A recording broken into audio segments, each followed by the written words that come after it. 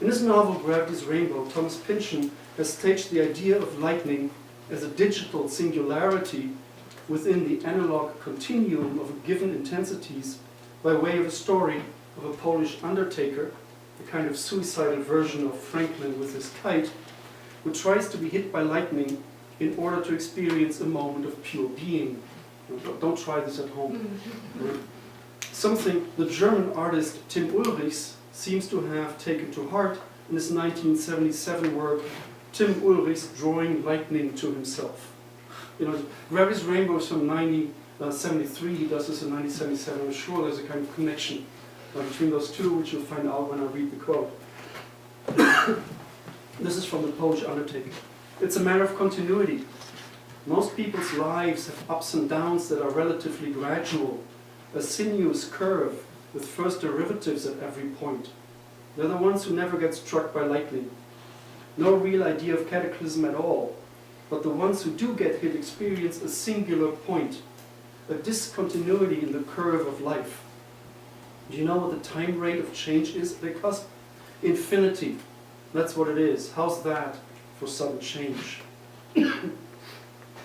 A discontinuity in the curve of life, or, in other words, a difference. It is this affinity to questions of difference, differentiation, and digitalization that makes lightning an interesting figure for contemporary philosophy, from Saussure to Derrida. Saussure is not a philosopher, but it starts with Saussure and then goes to Derrida and beyond, which has not only taken difference to be its conceptual core, but which has itself been defined as a philosophy of difference, a group in which Deleuze's philosophy has also been included.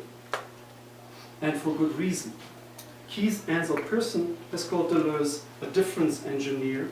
Deleuze himself has written Difference and Repetition, so there's a lot of differences in there. Still, I will argue that although difference is a crucial aspect of Deleuzean philosophy, it's maybe too easy to call it a philosophy of difference. What I will propose instead is that it is a philosophy of the complementarity of difference and indifference. As Niels Bohr not so surprisingly noted, contraries are complements. Contraria sunt complementa in Latin.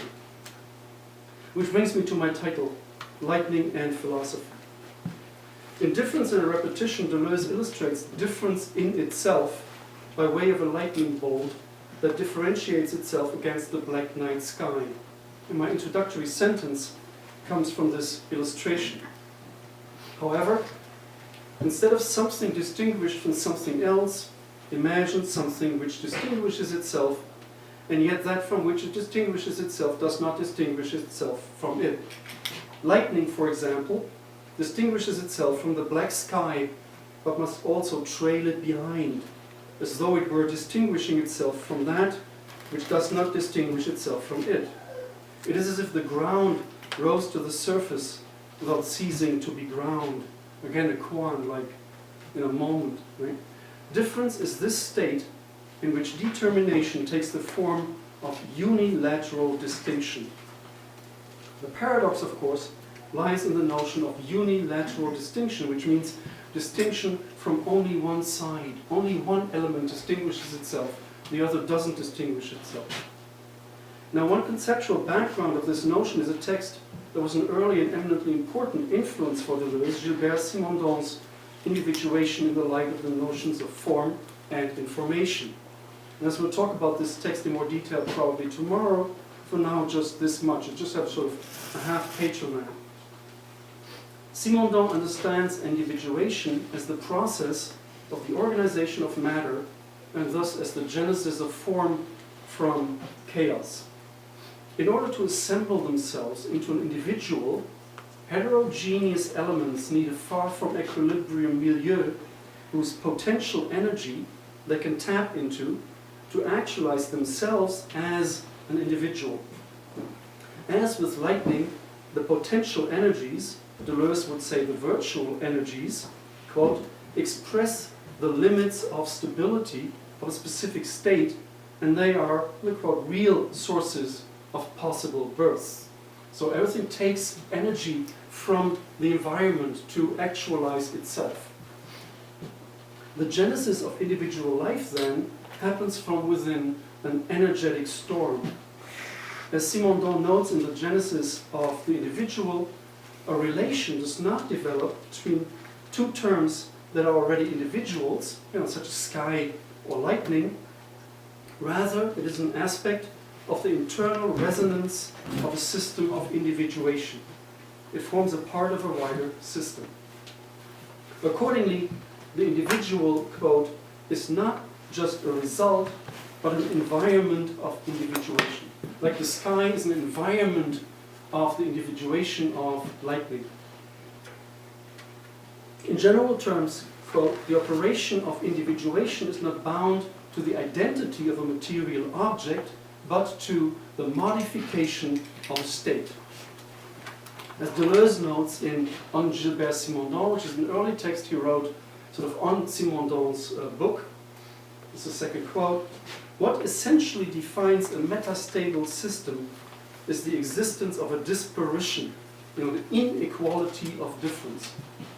The existence of at least two different dimensions, two disparate or unequal levels of reality, between which there is not yet any interactive communication. A metastable system that implies a fundamental difference, like a state of dissymmetry. So what you have to begin with is a given world of purely quantitative differences in themselves that do not communicate. They're just differences in themselves. Right? You need something, I will later explain, to make them communicate. So you have disparate levels of reality.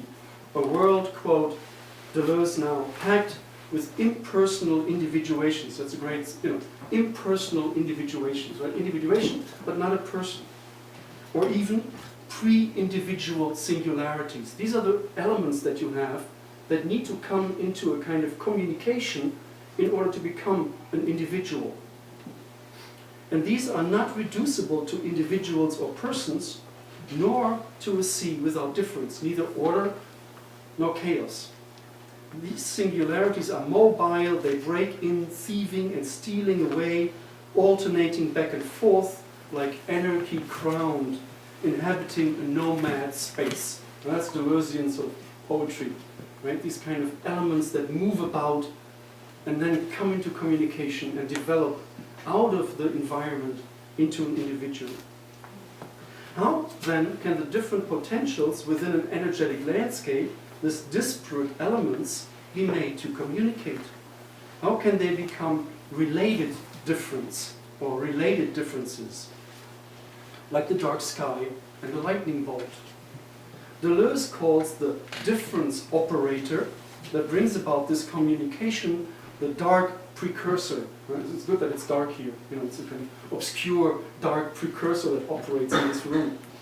Often translated also as obscure precursor. Right? So dark and obscure are both the same things. And in Difference and a Repetition, Deleuze describes how this dark precursor brings about the lightning bolt. Right? The third quote, thunderbolts explode between different intensities, but they are preceded by an invisible, imperceptible, dark precursor which determines their path in advance but in reverse, as though intagliated. Intagliated means that you have ornamented with a sunken or incised design as opposed to a design in relief, right? Something that you carve out of something, right? So it's invisible, it comes from under. It's not really seen, it's like more sunken. In the method of dramatization, Deleuze has done some cutting and pasting. A lightning bolt flashes, a lightning bolt flashes between different intensities, but is preceded by an obscure precursor, invisible, imperceptible, which determines in advance the inverted path as in negative relief, that's the intagliated, because this path is first the agent of communication between series of difference.